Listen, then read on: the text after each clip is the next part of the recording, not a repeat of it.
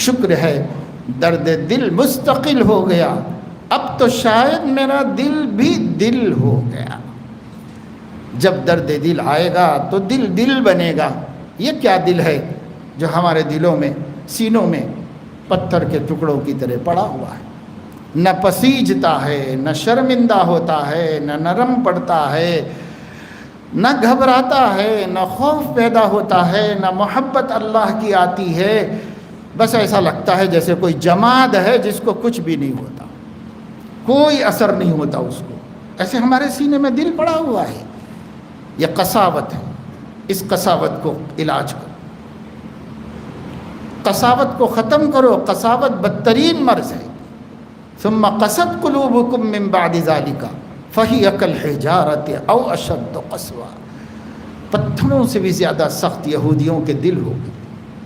کسی چیز سے اثر قبول نہیں، کوئی حادثہ اثر نہیں کرتا، کسی کی موت اثر نہیں کرتی، کوئی واقعہ اثر نہیں کرتا، کسی آیت قرآنی سے دل نرم نہیں پڑتا، کوئی حدیث اور کوئی ڈراوا ہمیں متاثر نہیں کرتا۔ کیسا دل ہمارا ہو گیا، اتنا سخت۔ فہی کالحجارۃ او اشد قسوا، اس سے بھی زیادہ سخت، اس سے بھی زیادہ سخت۔ کیونکہ اللہ فرما رہا ہے کتنے پتھر ہیں جو خوف خدا سے روتے ہیں تو چشمے بن کے ابلنے لگتے ہیں، آگے جا کے ندیاں بن جاتی ہیں، پھر دریا بن جاتے ہیں۔ ان من الحجارۃ لما يتفجر منه الانہار وان منها لما يشقق فيخرج منه الماء وان منها لما يهبط من خشیۃ اللہ۔ وہ جو اوپر سے چٹانیں نیچے اتر کے آئی ہیں اور پہاڑوں کے دامن میں بکھری ہوئی ہیں، ہم سمجھ رہے ہیں کہ نیچرلی ایسا ہو رہا ہے۔ اللہ فرما رہے ہیں خشیت خدا سے وہ گھبرا کے نیچے آ رہے ہیں۔ ہمیں چٹانیں تڑقی ہوئی نظر آ رہی ہیں، ہم سمجھ رہے ہیں کہ نیچرلی ایسا ہو رہا ہے، لیکن اللہ فرما رہے ہیں کہ خدا کے خوف سے ان کے جگر پھٹ گئے اور وہ ٹکڑے ہو گئے۔ چشمے نکل رہے ہیں بڑے بڑے پہاڑوں سے اور نکل کے بہہ رہے ہیں، ہم سمجھ رہے ہیں کہ نیچرلی ایسا ہو رہا ہے۔ اللہ فرما رہا ہے کہ اللہ کی خشیت ان کی آنکھوں سے آنسو بہا رہے۔ ایک انسان ہے جب وہ سنگ دل ہو جاتا ہے تو پہاڑوں کو بھی ان سے شرم آنے لگتی ہے۔ ایک پہاڑ، ایک چٹان بھی کہہ رہا ہوگا کہ شکر ہے کہ میں انسان کا دل نہیں بنا۔ اتنا ہم سخت ہو جا رہے ہیں، اتنے ہمارے اندر سختی پیدا ہو رہی ہے۔ ہم اتنے حالات کو دیکھ کر بھی 5 وقتہ نمازی نہیں بن سکے، ہمارے اندر قرآن کریم کی تلاوت کا اہتمام نہیں پیدا ہوا، ہم اللہ کے ذکر کے عادی نہیں بنے۔ ہماری بہنیں، ہماری بہو بیٹیاں جو اجتماع میں آئی ہوئی ہیں، غور کرو، سوچو کتنا ٹائم تمہارے پاس ہے اور کتنا بیکار جا رہا ہے، جبکہ زندگی لمحہ بلمحہ کم ہوتی چلی جا رہی ہے، لمحہ بلمحہ کم ہوتی چلی جا رہی ہو رہی ہے عمر مثل برف کم، یعنی تھوڑی برف، اس کی مثال جلدی سمجھ میں آئی۔ ہو رہی ہے عمر مثل برف کم، جیسے برف پگھل پگھل کے کم ہوتی رہتی ہے، ہماری عمر بھی کم ہوتی جا رہی ہے، کم ہو رہی ہے میں سے کم آخر میں چلے گیا شعر کے وزن کی وجہ سے۔ ہو رہی ہے عمر مثل برف کم، چپ کے رفتہ رفتہ دم بدم، سانس ہے ایک رہ روے ملک عدم، دفعتاً ایک دن یہ جائے گا تھم، جگہ جی لگانے کی دنیا نہیں ہے، یہ عبرت کی جا ہے تماشا نہیں۔ کیوں نہیں عبرت ہو رہی ہماری بچیوں کو، کیوں نہیں عبرت ہو رہی ہماری بیٹیوں کو، نوجوان لڑکیوں کو؟ خوف کیوں نہیں ہو رہا ہے؟ زندگی گھٹ نہیں رہی، جیسے بوڑھوں کی گھٹ رہی ہے جوانوں کی بھی گھٹ رہی ہے، ان کے گھٹ کے کنارے پہ چلی گئی ہے، اور تمہاری بھی گھٹتے گھٹتے گھٹتے ایک دن وہیں پر پہنچے گی۔ کیوں غفلت میں پڑے ہوئے ہیں؟ کیوں اپنے ٹائم کا استعمال نہیں کرتے؟ کیوں درود شریف کی کثرت نہیں ہوتی؟ کہاں ہیں وہ بیٹیاں جو یہ کہہ سکیں کہ میں روزانہ 5000 مرتبہ درود شریف پڑھتی ہوں؟ کہاں ہیں وہ بیٹیاں جو یہ کہہ سکیں کہ میرا قرآن روز ختم ہو جاتا ہے؟ کہاں ہیں وہ بیٹیاں جو یہ کہہ سکیں کہ ہماری نماز کبھی قضا نہیں؟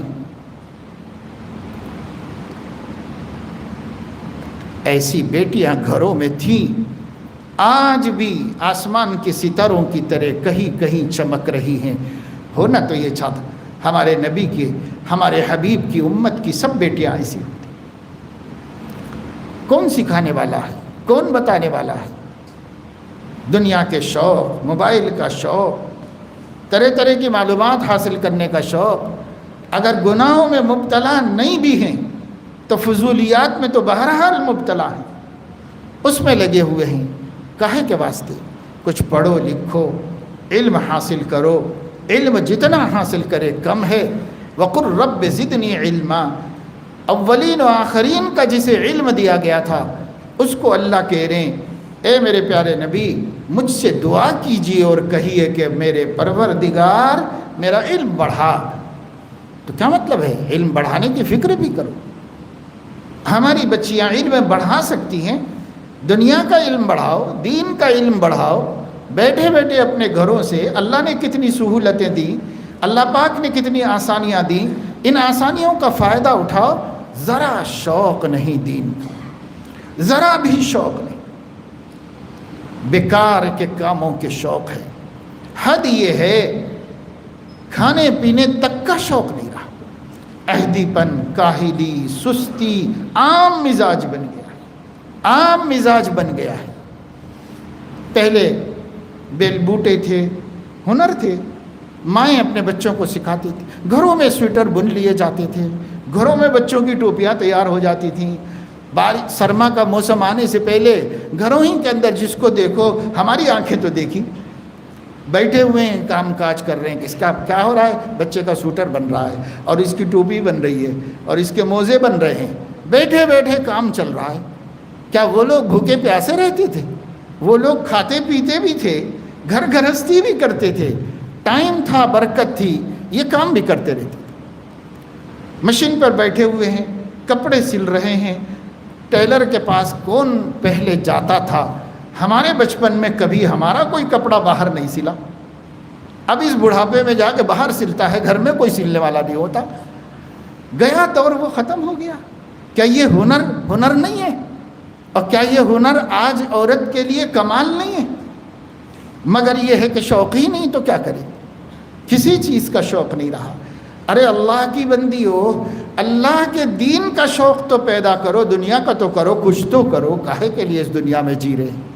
اس دنیا میں کاہے کے لیے جی رہے؟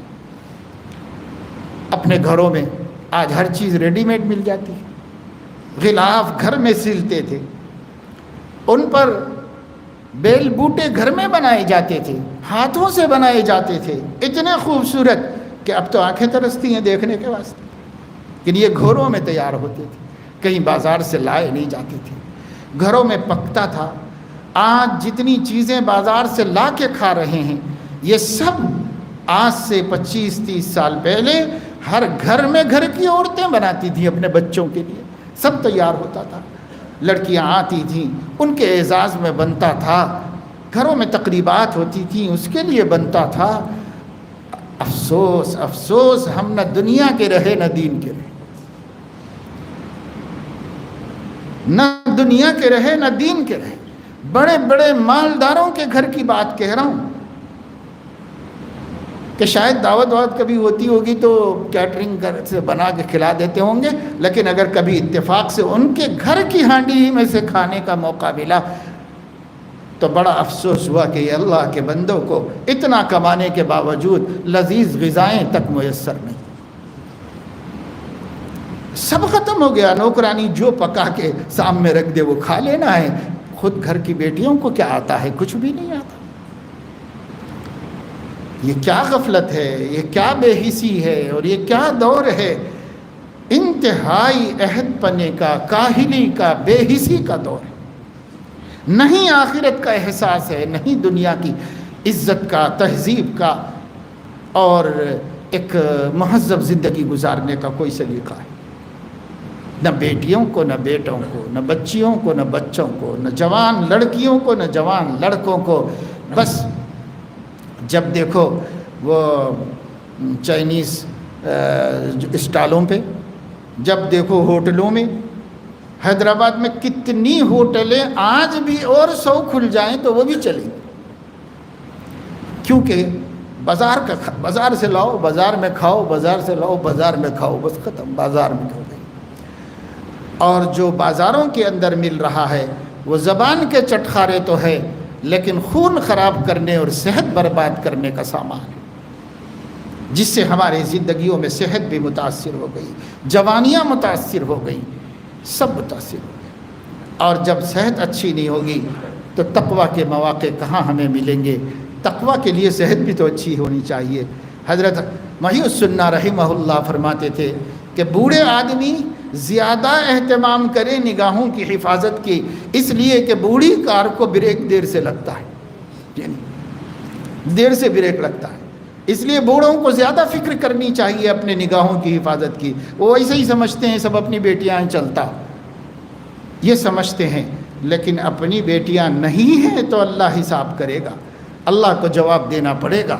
ہاں اپنی بیٹیوں کو دیکھو بھائی، اس میں کیا ہے، اللہ نے جن کو اپنے لیے محرم بنایا ہے کوئی حرج، لیکن اللہ سے ڈرو، اللہ سے ڈرو. آج گھرانوں میں سے ایسے ایسے مسائل محاکم شرعیہ میں آتے ہیں، ایسے ایسے مسائل لوگ پوچھنے کے لیے آتے ہیں کہ گھروں کے اندر بسا اوقات محرم بھی دستی زیادتیوں سے محفوظ ہے. ایسے مسائل لوگ پریشان ہو کے آتے ہیں اور مسائل پوچھتے ہیں اب کیا کیا جائے، اب کیا کیا جائے، کیونکہ دین دیانت کا دورہ ختم ہو گیا. اب تو محتاط رہو بھائی، احتیاط جتنی ہوگی بچو گے، اور جتنا بے احتیاطی برتو گے گرو گے گڑھے میں اور پھنس جاؤ گے. احتیاط برتنے کی ضرورت ہے. پہلے لوگوں میں حیا کا غلبہ تھا، اس لیے بہت احتیاط تھی. اس زمانے میں احتیاط کم ہوتی چلی جا رہی ہے، احتیاط کم ہوتی چلی جا رہی ہے. احتیاط برتنے کی ضرورت ہے. عورتیں بھی محتاط رہنے کی عادی بنیں.